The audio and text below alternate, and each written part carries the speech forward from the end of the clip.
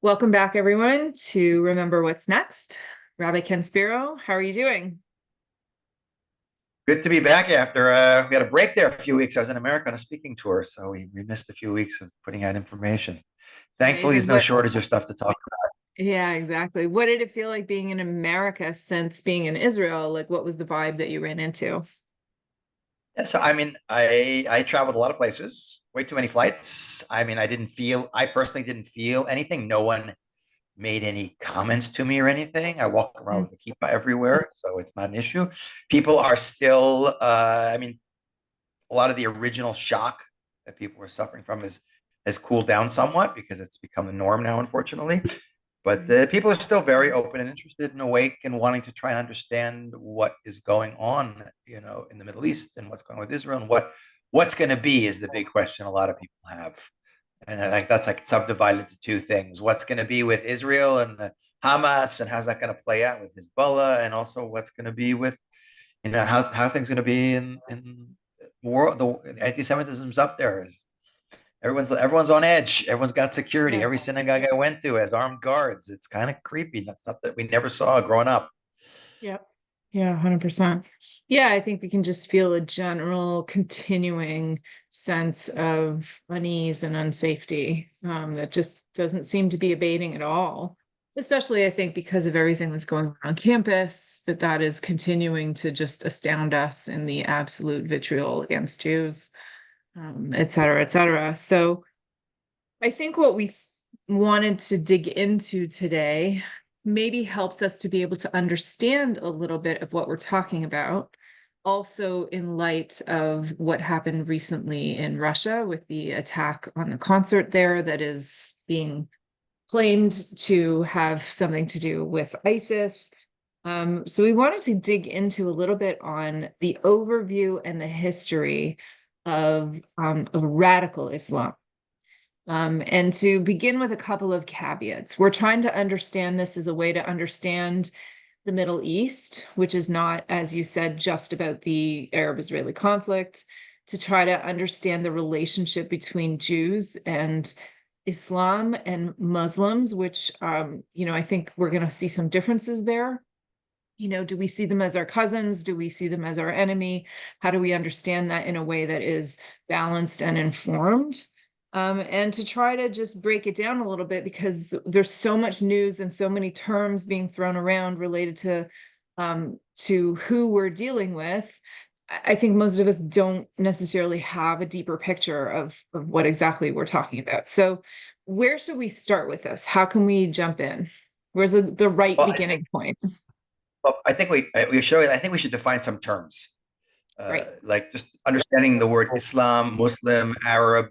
They tend to be used interchangeably without Right. doing a course, a whole semester course on the history of Islam in the Arab world. Um, Islam begins, this is the short version. Islam begins as a faith of the nomadic Arabic speaking people of the Arabian Peninsula. And that's, by the way, where Arabs are indigenous to, not the coast of the Mediterranean, by the way, not North Africa. It's the Arabian Peninsula.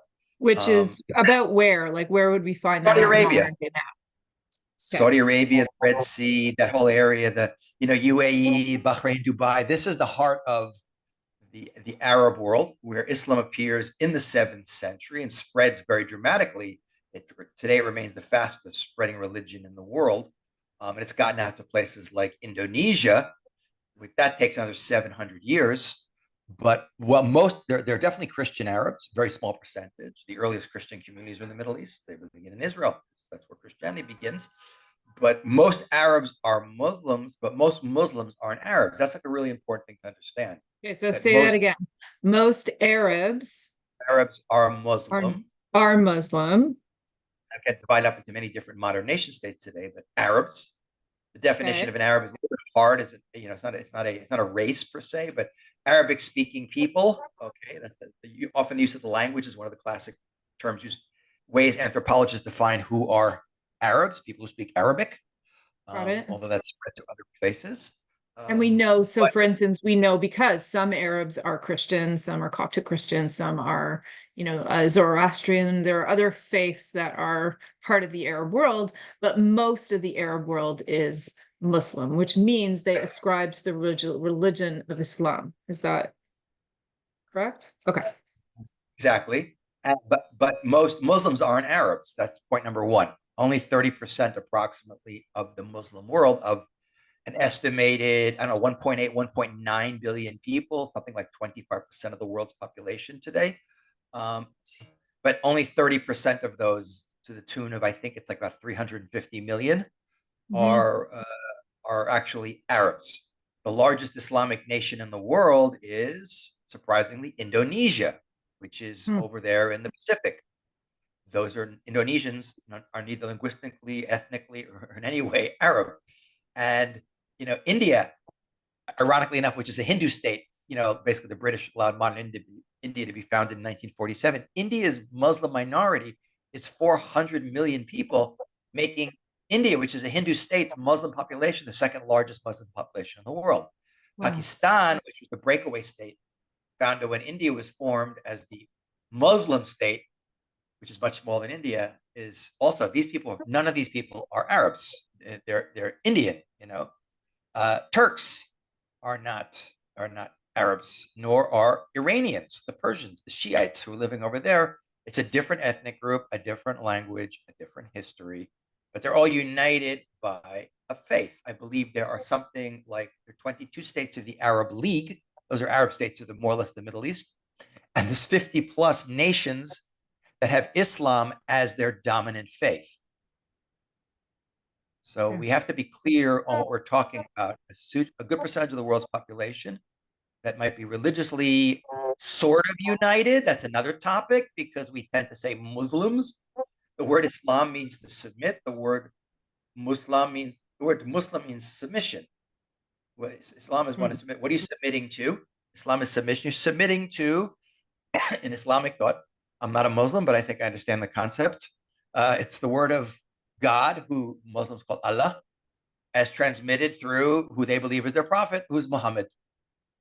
So it's the whole, but within that, we also have to understand that there's a lot of different groups. I mean, the vast majority of Muslims in the world are called Sunni Muslims. Sunni means the way.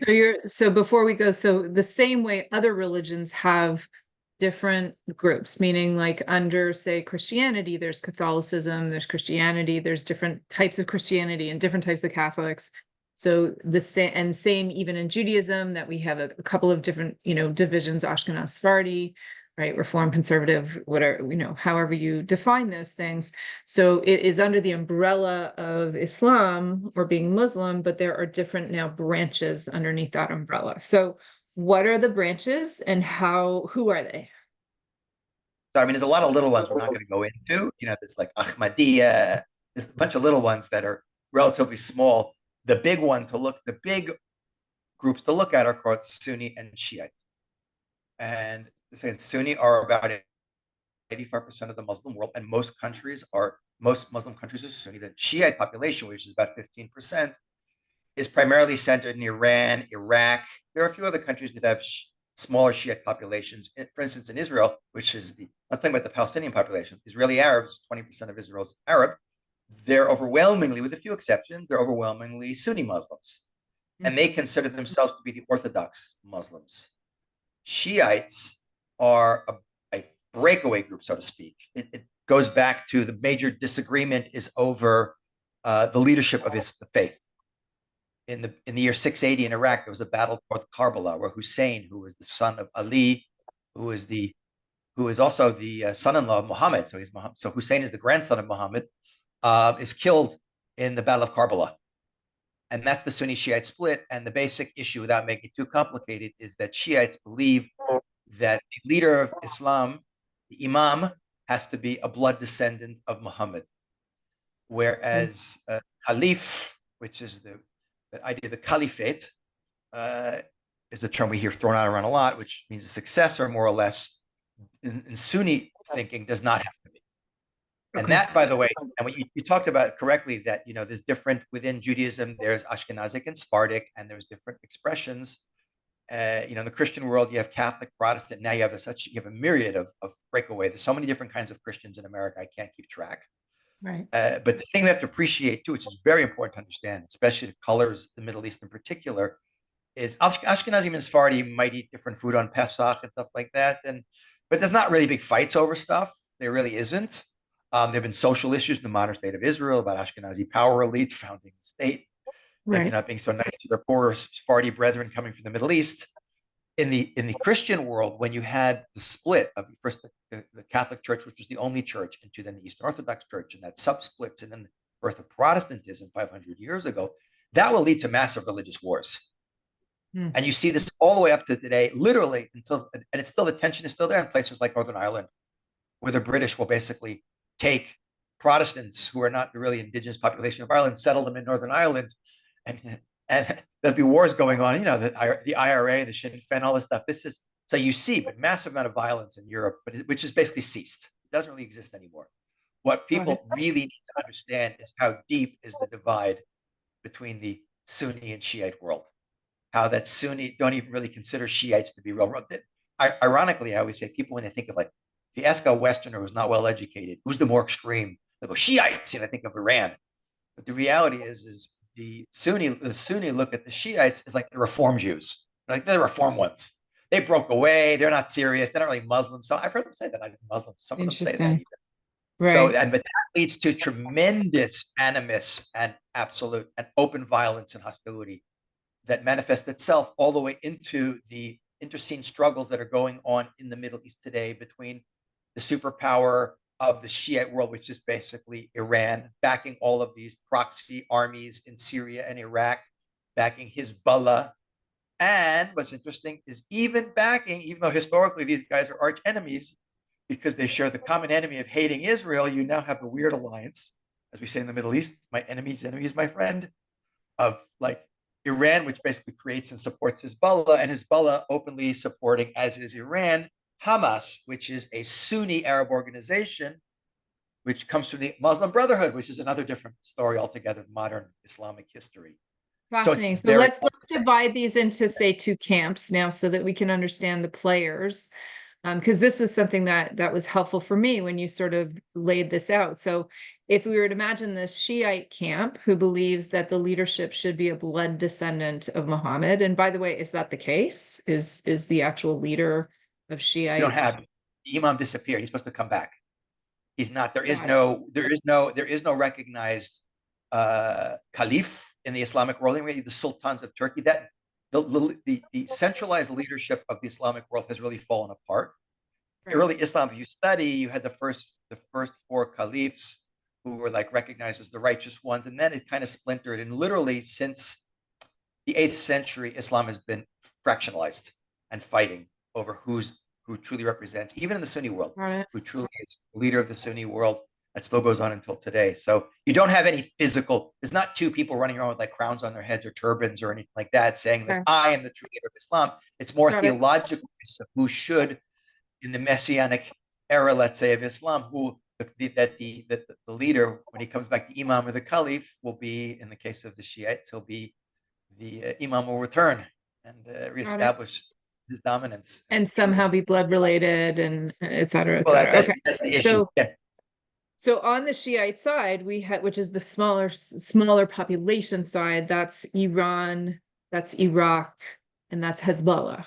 Those are kind of the main headers on the Shiite. They have in a On the few other places, by the Sunni, way. They have sorry, in a few of the smaller Islamic states in the Gulf, there's Shiite populations too, by the way, but they're like small. Yeah. okay. And then on the Sunni side is we find Hamas, Muslim Brotherhood, ISIS, I believe is that ISIS is Sunni. And then the countries are like Saudi Arabia, Turkey, Egypt, these bigger Arabic countries who are also Sunni Muslim. So did I get that right? Yeah, I mean, also it's North Africa, it's the Middle East. These countries, most of the countries, like most of the Arab countries, are majority or totally Sunni states. Like North Africa is like Sunni. So, but in the Middle East, yes, when you talk about the Arab Islamic world, there's places like Jordan. That's a Sunni country. But the big players in the Middle East are basically Egypt, which is the largest Arab Islamic state, not the largest Muslim state, but the largest Arab Islamic state, although very poor. And then you have a country like Saudi Arabia, which is a very large state with very few people and a lot of money. And there's also kind of, in addition to the Sunni Shiite rivalry over who's going to dominate the Middle East, and these different religious faiths view their physical domination as a proof of their spiritual correctness. Whoever wins, obviously God is on their side. You have Sunni countries that have been, and these are talking about modern conflicts, post World War I, World War II, and the modern Middle East is created, who are also kind of duking it out, not necessarily fighting wars with each other, but trying to maneuver each other into who can have more influence in the future of the Middle East, which is basically, as you said correctly, Egypt, Saudi Arabia, and Turkey, which is not an Arab state, but is a very significant, in terms of countries with large economy, very significant military, actually a member of NATO, the only, that's pretty unbelievable. So they're kind of doing this dance on their own about influence and who can take credit and have influence here. And even in Israel, you see this all the time, who can pour money into different things to show that they are the sort of the supporters of the Palestinian issue and the holy sites in Jerusalem. Jordan has been very involved in that, but you see Morocco has made a big move to try and do it also. And Turkey's also in there, fixing up mosques in Israel, buying How does buildings. Qatar fit into this? What is Qatar? So Qatar is, I believe, if I'm not, this I can check. I believe I believe it has a Shiite population. I think I don't think it even, let me see. I'm gonna ask my phone right now because I Mainly was just, because Qatar is really one of the countries that has come to the forefront. Number one for harboring Hamas leaders and having them live in their country. Plus, when people started to look into the funding for many of the Ivy League universities, Qatar was kind of at the top of the list as one of the countries that has been funding a certain radical right. or in identity-based ideology on campuses. And so, and they're trying to help broker the hostage deal, which is fascinating. So what is Qatar and how does it play a part in things? It's interesting. I was looking to check that I was right. I don't like to say things that I'm sure about them, but citizens make up 11% of the population. So it's supposed as many of these Gulf states have mostly foreign workers and their population is very small. While non-citizens account for approximately 89%, most citizens are Sunni Muslims and almost all others are Shiite Muslims. So there's a large Shiite population there, but this Sunni dominate. And I think that is the situation in a few other of these little states, these Gulf states, as to the role they play. It's interesting. They're kind of an outlier state. Most of these little Gulf states, like UAE, is trying to play a more moderate role. They've sort of lined themselves. They do a very interesting balancing act between, you have Al Jazeera, and they kind of play a neutral role, but the reality is they're very much involved, especially in the financial infrastructure of a lot of Right. radical Islamic movements like Hamas. And we know that all the Hamas leadership is living in the lap of luxury in a place like Qatar. So it's a very interesting situation that they find themselves in. And they have been at odds with countries like Saudi Arabia, by the way, precisely because of their close affiliation with, like, my enemy's enemy's my friend, with their relationship with Iran. Got So it. everything is complicated. Within the big picture, there's multiple little relationships. It's like kind of a dysfunctional family with, I get along with this cousin and that aunt, but not that brother. And my brother gets along with his sister, but I don't get along with her. So that's kind of like the Middle East. It's so much more complicated politically, historically, and Right. financially, and in terms of power and control and relationships. It really takes hours to try and figure out what's going on, and it's Yeah, always like to shifting be around. honest, to be honest, it does sound a little bit like the Toronto Jewish community. Because when I came into the Toronto Jewish community, I was like, why doesn't this person talk to this person? How come they won't go to each other's shuls? Why don't they talk to each other? How come this thing funds this but not that? How come like the whole thing is just so rife with And like what would your answer politic be? and How would you answer that? There's a lot of history there. That's what you'd say. yeah, So exactly. this is Like the same there's a thing. lot of There's a water lot of under the history bridge there. and a lot of history. Yeah, so fascinating. So in terms of so I guess what you're saying is then when Hamas and Hezbollah, Hamas, which is a branch of the Muslim Brotherhood, and Hezbollah, which is a branch, say, of Iran, get together to fight Israel, it's literally what you're saying, which is the enemy of my enemy is my friend, because normally Hamas and Muslim Brotherhood are Sunni and Hezbollah and Iran are Shiites. And normally those two people would never sit at the same table together, never mind unify to fight like a commonly perceived enemy. So it's a fascinating overlap where it's very hard to know who's on what team. Yeah, and by the way, those relationships change all the time. You can see already the fact that Saudi Arabia is reestablishing contact with Iran, even though they hate each other, is precisely because they view America, especially now, as being extremely weak and wishy-washy, and they're waiting to see how it's going to play out with Israel, because Israel is really the peacekeeper in the Middle East. I know it sounds weird. Israel's the source of all, not at all. The reality Right. is Israel as the strongest military in the Middle East, which is, even though they don't say it, they maintain the nuclear ambiguity policy, but Israel is a mega force to contend with, and Israel has intervened in the past to prevent the destruction of other Arab states, like it did keeping Jordan intact when Syria would have taken it over. So they're kind of waiting to see how Israel is going to emerge, because they know the real struggle is between Iran and Israel. And if Israel comes out on top and crushes Hamas, that's a blow. That's a blow against Iran, one of Iran's biggest proxies in its war, in its attempt to start a multi-front war with Israel, surrounded on all sides, whether it's through little little militia armies in Syria and Iraq, and then with Hezbollah in the north, which is effectively running to a large extent Lebanon. So they're Right. kind of waiting, but in the meantime, they're hedging their bets. It's like you could just see how it's working.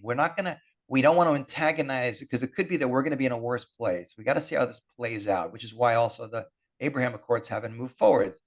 Once things calm down, and if Israel crushes Hamas and Hezbollah is also put in its place, you'll probably see within a pretty short period of time, depends who's president in America also, who will push it. Finally, an accord made between Saudi Arabia and Israel, which will be the greatest Which was on the way titanic to shift. happening before this happened. It was one of the reasons they say that October 7th happened when it did, Right, was because it was literally on the cusp of Saudi Arabia and Israel stepping into a historically significant peace agreement. right. It's a titanic shift in the reality of what would have been. That's a game changer for the Middle East. Saudi Arabia buys it. It's like, game over, because people really need to understand. They don't, because there's so many useful idiots running around screaming from the river to the sea and don't even know what river sea it's talking about, who have no information about anything, don't even know the river that's outside their own backyard. They Right. don't realize that no one really gives a squat about the Palestinians in the Arab world. I'm talking about. Westerners care about them a lot more. They're just a handy tool to be used in the maneuvering of the bigger picture of the Middle East and the power struggles. So, but by the way, if Israel Right. were And to, and I think the pain of that statement even is knowing that they only care about Palestinians when they're in Gaza, whereas when Syria or Lebanon or all these other places slaughter their Palestinian citizens or torture them or put them in concentration camps, like no one cares.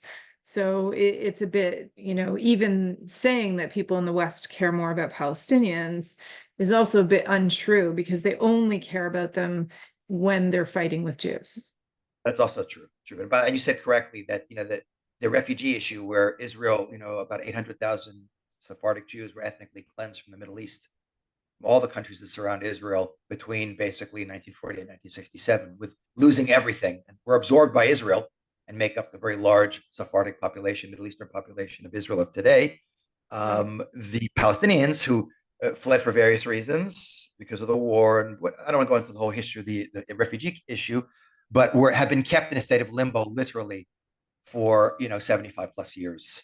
So they're the pawns in the game. I mean, I don't view them as, I don't want to get into this topic now, but they could have already completely rectified their situation had they accepted and agreed to live side by side with Israel. You got the Jews living next to you. This is the superpower creative economy of not only the Middle East, but the world in terms of technology and Right. startup. They could have had 100% employment, the best educated and most successful, Arab population in the Middle East could have been the Palestinian Arab population. Gaza Right. could have been like French Riviera. Paradise. Yeah, for Yeah, sure. and unfortunately they blew it there because I mean, they're so brainwashed into hate and destruction, and they're not for anything except destroying Israel. Yeah, That's and another and sad byproduct. their leadership is, is deeply unfortunate in terms of not really caring more about their billion-dollar homes in Qatar than, whether their people have food and education and safety and security. Mhm. Yeah, it's a horrible situation in that way. Um, okay, so sorry about that. I'm just turning my phone off. Okay, so where do we go from here? So we've more or less defined our terms. We've talked about what is Islam and the word Muslim. We've talked about how most Arabs are Muslims, but most Muslims aren't Arab, that the larger Arab populations are in Indonesia, India, Pakistan, Turkey, those types of places. The difference between Sunni and Shiite, which are the two sort of football teams, for lack of a better term, underneath Islam and Muslims, and how those generally don't even come to the same table. But when it comes to dealing with Israel, many of those enemies will become friends in order to have a united front against Israel in some way. So where do we end up now where, like, for instance, with what Hamas is doing, do the Sunni and Shiites unite unilaterally right now in the Arab world against Israel? Are we basically facing 22 Arab states surrounding Israel that all want its total destruction? How are they responding to Hamas, and what does that look like? Right. So I think even before we go to that, I think it's important to understand because what's going on with Israel is kind of a byproduct of the kind of titanic forces that have shaped the Islamic world, not necessarily Arab world, in history, and how that has impacted on Islam and how it's interpreted. We use the term radical Islam, for instance. You can't say some of these terms now; it's not PC. But the reality is, and it's a correct thing to say. That most Muslims are not. We don't call them radicals, but Right. there's a lot of there's Rashid Al Rahman, who's a Saudi Arabian journalist. He had a very scary. He's coming from an Arab journalist, a big Saudi Arabian journalist. He said most Arabs are not terrorists, but most terrorists are Arabs or Muslims. He would say most Muslims are not terrorists, but most terrorists are Muslim. A good percentage of what is called terrorism, and we just saw in Russia now, a huge Mhm. percentage of it, of the conflicts and the terrorism in the world, is coming out of the Islamic, not necessarily Arab world, which is not to label all Muslims as Arabs, all Muslims as terrorists. There are plenty of moderate, normal, nice Muslim people in the world and plenty of Muslim states that are not radicalized. But Right. how did it get to the place that we're in now is a combination of, first of all, understanding two things again, and each of them is a class by itself. One of them is the thing you're never allowed to talk about, but which it's the elephant in the room, which is the mainstream Islamic worldview, which can be interpreted in a very extreme way, and it can be interpreted in a more moderate way. But there's certain aspects of Islam which could make it quite expansionist and aggressive if interpreted that way. And by the way, first we have to appreciate, Ellie, that all monotheistic faiths, of which Judaism is the mothership and then Christianity and Islam are the offshoots, are particularistic in their worldview. Not Mhm. like the ancient pagan world, which may have been very immoral and pretty licentious, but nonetheless was very inclusive because they swapped gods like baseball cards. There's no idea of like, I'm right, you're wrong. But it could be, I'm powerful and you're weak, so I conquer you, but it's not like you're wrong. It's Right. very much like no one really cared about ideology that much. Wow. But particularist faiths believe in I is one God, one truth, and one standard of reality, and that God acts in history. That tends to create a worldview that is very kind of narrow and less flexible in what it's willing to accept from the outside. Now, Judaism Right. of these three faiths, by the way, is the most flexible. Why? Because we are not into physical conquest of the world. That's not a Jewish thing. I always jokingly say the only Jewish empire in history has been Hollywood, and that's not a source of Jewish Right. values. Yeah. We And make it hard. even there, not so much. We've done a pretty bad job at this point. Right. So we're not into physical conquest. We're not into spiritual conquest. We make it hard to convert. It's a really long process. It takes Right. We're years. not If you don't, proselytizing. We're not yeah. trying to make people Jewish. We have no interest in doing that. And as it says in the Talmud, the righteous of the nations of the world have a place in the world to come. You don't have to be Jewish to go to heaven. Right. You can look very religious and not do very well in the world to come if you're if you're not a good person as a very supposedly orthodox looking Jew. But right, God judges us to a very significant extent on how we act, not just our matter of what we believe. Christianity historically, without doing a whole class on it, does not believe in the physical conquest of the world, which doesn't mean that there haven't been plenty of Christian rulers in the name of Jesus who have gone and conquered all kinds of things, like Ferdinand and Isabella and the Portuguese in the New World, Right. starting in the late 15th, early 16th centuries. But it's not a it's Right. not an imperative religiously to physically conquer. But they do believe in spiritual conquest, meaning proselytizing, Right. sending out people That to spread. eventually everyone should end up Yeah, Christian yeah, and believing in yeah. Jesus. And that's one of the And the things only that needs right, to happen. and the only way to salvation is through belief in Jesus. He died for your sins. Islam behaves, there's a great book by Ephraim Karsh called Islamic Imperialism. Behaves just as much, if not more, like an empire than it does as a faith. As a matter of fact, you could argue that Islam has been more actively in history involved in physical conquest than spiritual conquest for economic reasons. Islam, from its very inception, pardon my siren out my window, Islam, from its very inception, has been into the idea of conquest because what I'm going to explain now is not radical Islamic worldview. It's Islamic, as we say in Hebrew, hashkafa, their worldview.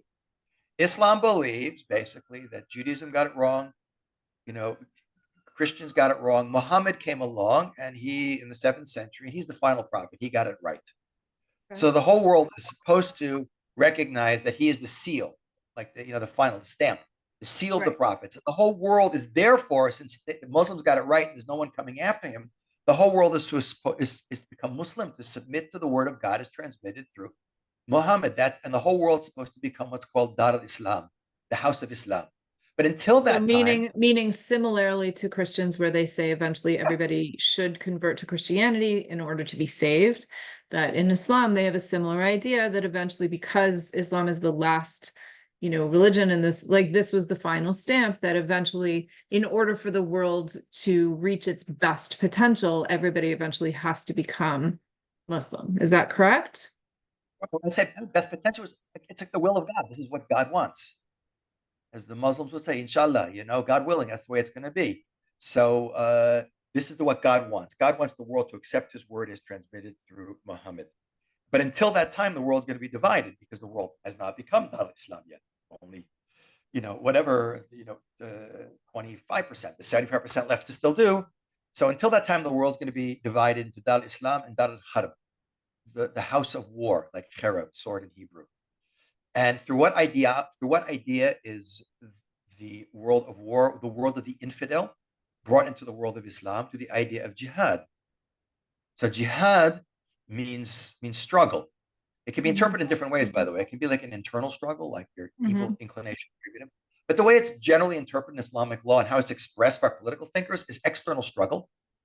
It's called jihad fi sabilillah, struggle in the path of God, to bring Dar al Harb, the world of the sword, into the world of Islam, which means it's viewed as a deterministic, historical, theological, physical imperative to basically conquer the world.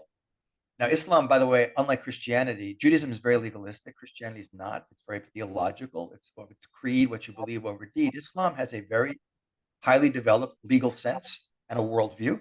And an Islamic worldview, non-Muslims, because they have to be legally defined, are basically broken into two groups of people. They're pagans. Pagans have no future in Islam. You can't practice Mhm. paganism under Islam. You can convert to Islam, become a slave, or die. But non-Muslim monotheists, and this is a term that everyone should Google, it's called dhimmi, Dhimmi, it's like a protected person. It sounds nice, but it's actually a little more complicated than that, a little darker than that. Dhimmi are basically Jews, Christians, Zoroastrians, a few other groups. Because you believe in one God and you're not a pagan, we let you live and practice your faith. But because you're not a Muslim, you are subject to quite a large amount of discriminatory legislation, wearing a special sign or a badge to designate you as a non-Muslim, stepping into the gutter when a Muslim is walking on the street, dismounting from an animal, not to be hired, not bearing arms in the presence of a Muslim, not being able to testify in court against them, not being able to employ a Muslim as a servant. And of Mhm. course, very important, which plays a huge role in Islamic spread, you have to pay a poll tax, which is called the jizya, a submission tax. Mhm. You can read more about this. You can read about Khaybar and the Pact of Omar. If people want to read up on this, Khaybar is a Jewish town that was conquered by Muhammad in 628. And the Pact of Omar is kind of like the theological basis for the Islamic relationship with non-Muslims, but it's Mhm. kind of institutionalized second class, almost apartheid-like relationship. which, by the way, in the history of Islam, sometimes been adhered to very strictly and sometimes not been adhered to No. very strictly. Right.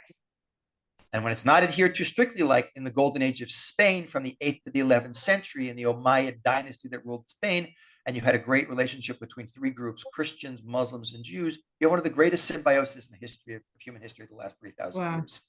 Of the best of all creativity coming together with three groups of people allowed to freely interact and be creative in a very open society, thus Mm, proving that Islam can be extremely open and innovative if it chooses to be so, but it has more to do with less strictly keeping Islamic law. It's mm, more like that because we're kind of ignoring those things that it worked out really, really well. And by the way, 1,000 years ago, when 90% of the Jews in the world spoke Arabic as their first language and were living in the Middle East and in places like Spain and North Africa, it was a heck of a lot better being a Jew in those places than living 1,000 years ago in medieval Europe, which was right. kind of like hell. It really was not anywhere near as nice. It wasn't as dark as they say. The dark ages were not so dark, but the Islamic world, in terms of reintroducing classical knowledge of Greece and Rome back into the world, and astronomy and mathematics and science and medicine and you name it, was very far advanced. But the irony is David Price Jones wrote a book called The Closed Circle, and it was an eye opener for me because he shows that whereas the Christian world, like I mentioned 1,000 years ago, it weaned itself out of with the collapse of the Roman Empire and the collapse of central authority. Europe kind of degenerated. Cities fell apart. The populations dropped. Standards of living, so everything. The food chain broke down. Everything was much worse.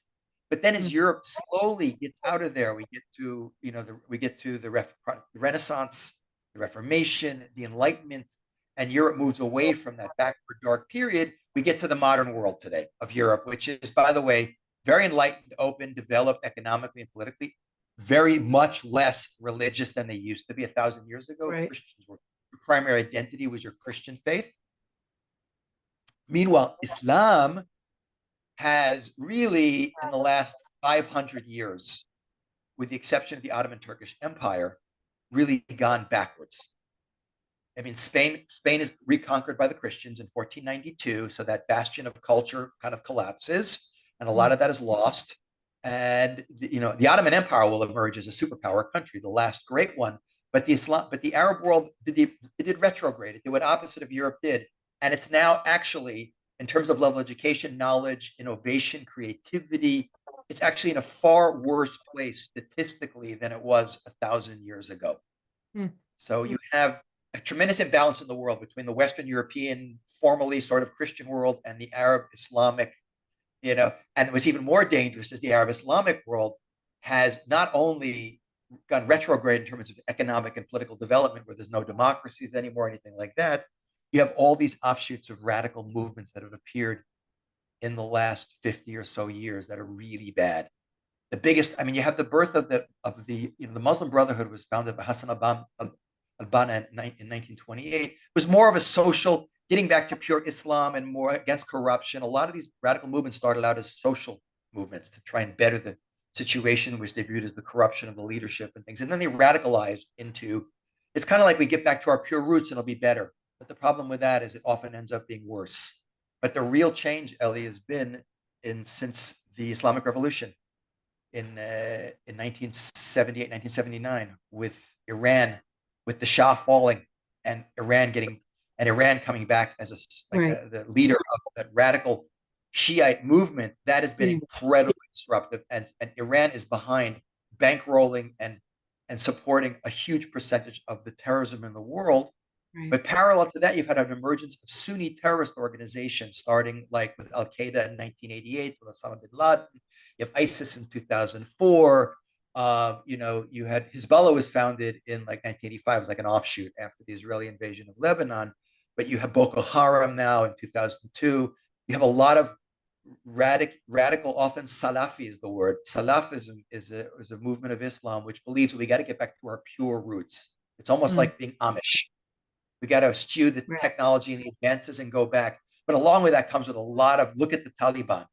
You get a lot Mm, of this reactionary, closed, oppressive, anti anything changing right. worldview, which Right. combined Where with women can't go to school, they have to cover themselves completely, where right, and then they they can, and can't then you work can dig and deep into, and then you dig deep into the the Islamic ideology of jihad and Dar al-Islam, and you want to remake, you want to jumpstart the caliphate and spread the jihad, and it's a very toxic combination of in the case of Iran, it's a pretty powerful Islamic state that is fomenting this. But in the case of the Sunni movements, it's a lot of these very dangerous Daesh, ISIS as they call it, or Boko Haram, or you Right. have they're really bad news, But I and think it's and they're also worth mentioning, like one of the things that's been fascinating is that so many pro Israel demonstrations, there have been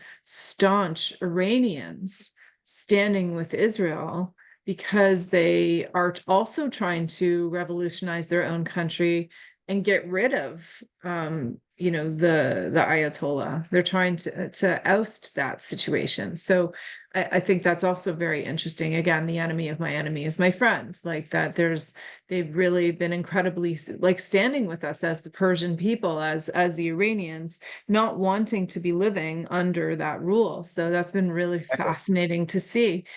It has there ever been a democratic Muslim state? there's states that have had, yeah, like Turkey's had elections. Now Yeah. it's kind of like what Putin is. It's technically a democracy, but it's not. It's a one-party state where they have elections, but they don't mean anything. So, Mm. so yes, Turkey did have. What used to be in Turkey, by the way, for years before the Turkey went from being when the Ottoman Turkish Empire fell apart and Camille Ataturk founded the modern Republic of Turkey, he secularized and westernized the state. Mm. Let's use English as the English letters as the language, instead of Arabic. Let's dress people as Westerners. And the army would constantly, for many, many years, which had very close relations with Israel, by the way, interfere and basically overrule the election results if it went to the Islamic side, because the army was strong secularist. Erdogan has now gotten rid of that and completely controls everything. Right. So you see that. And you're saying, by the way, with Iran Persians are interesting. That it wasn't, the Shah was not a democracy. He was the dictator, and his father was a dictator.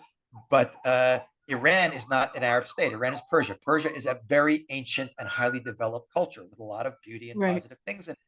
Yeah. And whereas it's been hijacked by the Iranian Revolutionary Guard and a power elite that runs everything, a lot of Iranians really just want to get back to normalcy. And Iran, by the way, had great relations with Israel during the Shah. They were military allies even. That's So fascinating. that's how Shah thinks. People don't realize how the relationships have changed. So, And was but the these are very Shah traditional. Yeah. was the Shah then Sunni? The Shah, Pahlavi, yeah, the Shah, that's a good question. Was the Shah? No, I don't believe he was. He must, because I think Iran is Shiite. I never thought of that. I would assume he's a Shiite, but just because you're Shiite doesn't mean you have to be an extremist. But I need to check that out. That's a good question. Um, Fascinating. but yeah, but what I want to say, I just flew out of my brain. And just to say, like, I want to point out, because we were talking about radicalization, there, like you said, there is radicalization. Radicalization is a possibility in any religion or somewhere where people have incredibly strong beliefs, right? You can have radicalization in the environmental movement. You can have radicalization in Christianity with the Crusades. You can have radicalization even in, sometimes in the religious community with Jews, right? Where they're beating each other up sometimes over, what time mincha is. So like you can have radicalization in lots of ways. It isn't only in the Muslim faith, but what we're talking about is the what comes sometimes from that radicalization, and often is the case with any kind of radicalization, fanatical beliefs often produce, violent behaviors. Exactly. But you say with the Christian world, Jews don't have tradition. You have in the Second Temple period internecine fighting, at least the violence before the destruction of the Second Temple. Christian world had it, but because the Christian world is so much less Christian, these are the Protestant Catholic thing. The religion is just a veneer to fight over power control, and it's a long standing dispute that goes back, but it's not so much over theological issues as it used to be over big. And even the theological debates were largely about power control. Catholic Spain versus Protestant England and Holland breaking away. So it's never one thing. But in the Islamic world, the biggest thing that drives me really crazy, besides people like in the West spouting off about things they have no idea about, from the river to the sea and Israel occupation and the Arab Palestinians are the indigenous and a whole bunch of nonsense, is the West's propensity to kind of almost condescendingly not take other people's beliefs, be they political or ideologically, as serious. Mm. Meaning, if we think like if people in the West think you just really want to be like us, you just really want to have Right. an You open don't really mean society. that when you Yeah, you say don't really that. mean to be, and they really do mean it. Islam Right. is, in general, extremely highly particularistic worldview until today, and the more extreme, and because of one of the reasons why we continue to see the extremism in Islam is because it has a basis of worldview that can be put, you can really pull into it a lot of pretty like confrontational, expansionist, radical ideas out of it, and if you want to interpret them in the most extreme way, you can really fire up your population on the theology. But it's a massive mistake to somehow condescendingly tell people who really do believe what they believe that they really don't believe what they believe. That's also a potentially fatal mistake, Right. because Right. these are people who oh, if I'm just nice to you, you'll like me and you'll blend with me. No, a lot, some will, sure. A lot of Muslims are happy to just be, they Right. fled the places they came from because they didn't want the extremism and the intolerance and the lack of women's rights or whatever place they came from and the poverty of these third world countries they're escaping from.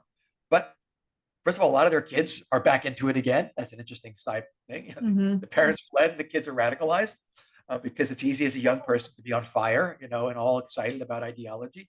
But Yeah. we really have to, we really, really, really need to work on understanding about Islam. It's not about judging, it's about understanding who you're dealing with. If you're in business, you're Right. about to go into negotiations, you would want to know how the person you're negotiating with thinks and looks at the world.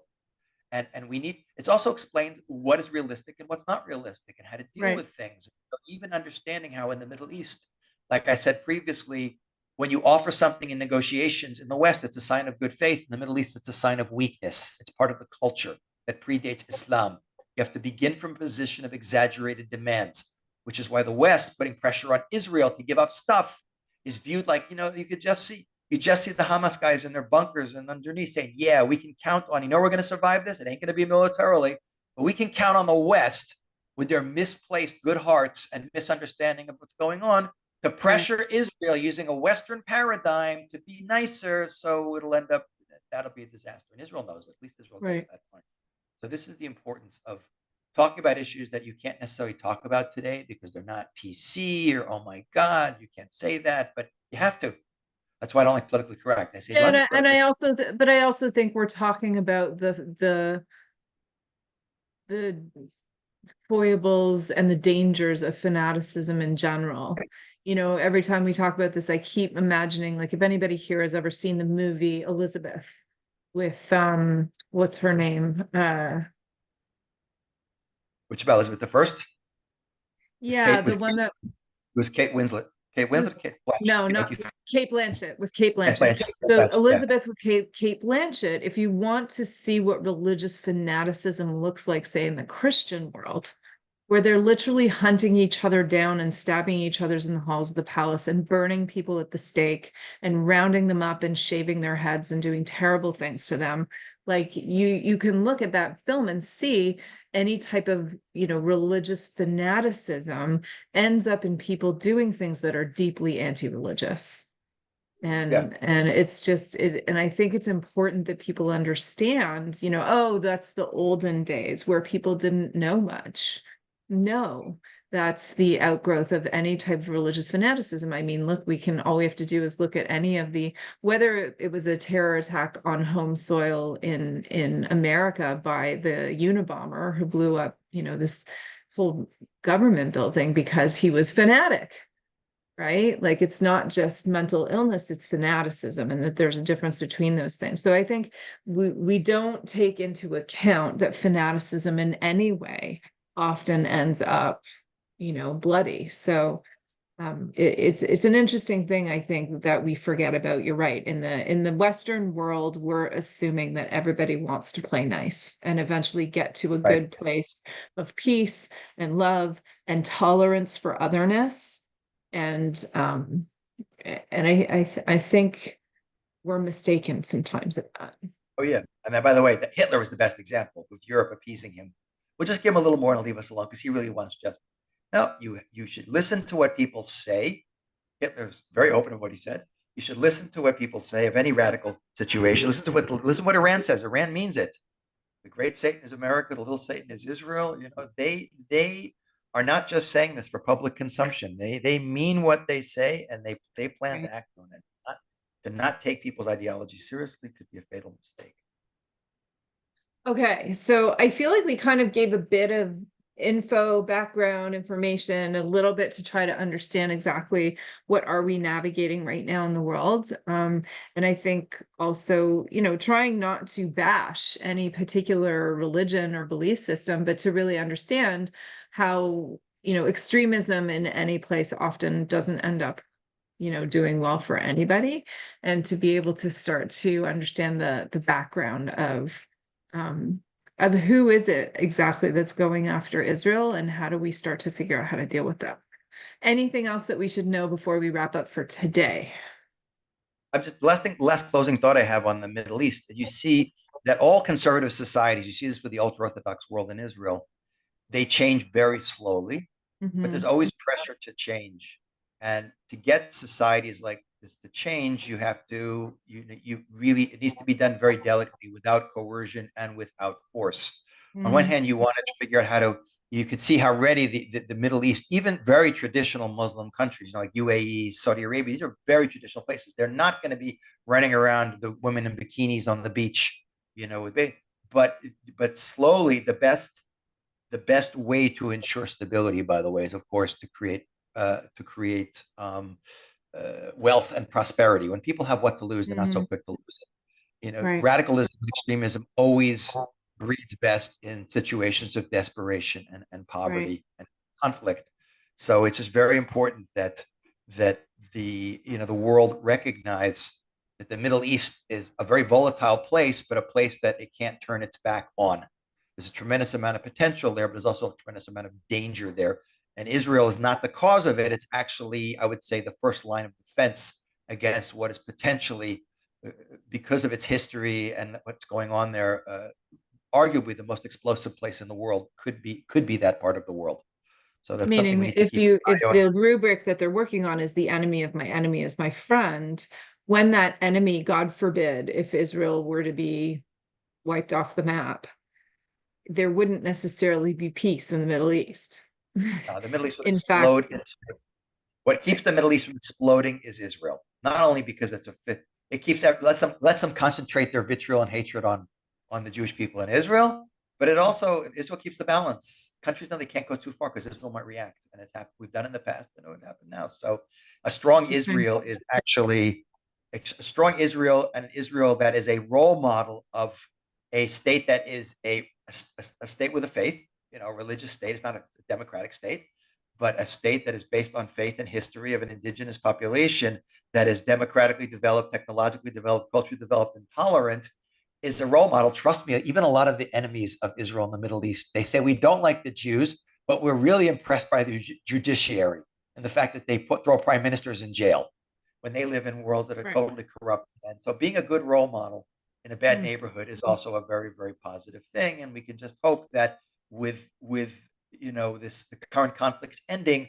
that Israel will lead the forefront of a slow change and normalization of relationship between Israel and the Arab world, but also the move of a lot of the Arab world into a more normative state where they preserve their own unique identity, but they Right. are more open, inclusive, and cooperative with the rest of the world. And that would allow Islam to express itself in a far more Mm. moderate way, rather than letting it be hijacked by the most extreme people, who I'm sure a lot of Muslims are really not happy that they're suffering the brunt of what other people who claim to represent their faith are doing in their name, when they themselves don't espouse acting in the same way. So it's a complicated on every level.